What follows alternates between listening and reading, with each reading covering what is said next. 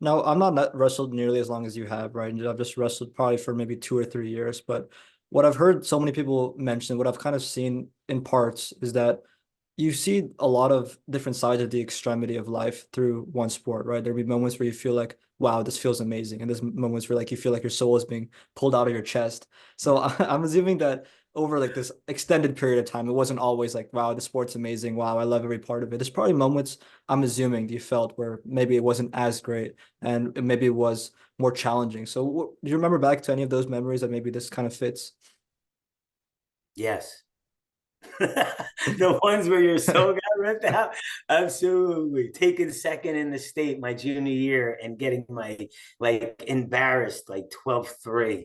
Like up to that moment, I'm in the state finals. I like my high school, my childhood heroes are in the audience, like supporting me, and I get my ass kicked, like you said, and your just soul just like ripped out of you. And it it was so hurtful and humbling because I did so much to win, you know?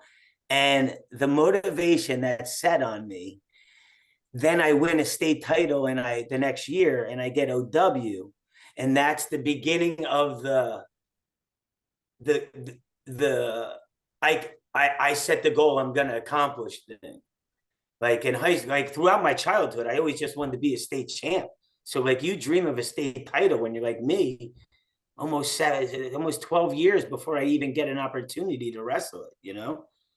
And that's why when people say, well, you're a national title, you dream of a national title after you're out of high school. It's like 4 years. I dreamed 15 years for a state title. You know what I mean? So that was devastating that junior year. And then going to college and taking eighth, third, second, first. That process of every year being a little better, but not great. Then that senior year when you're a little better and great and you win, you're like, what would at that point? Yeah, so you had every year that disappointment. After I placed freshman year, eighth, I'm like, I'm coming back, and I made it to the finals twice there, and I lost once again, and I made it to the semifinal, and I got beat, and I had to come back for that third. You know what I mean?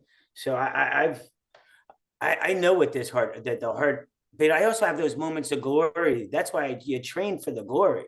And if you're like one of my guys that get glory, I always text to people, enjoy the glory, because we work and struggle so hard.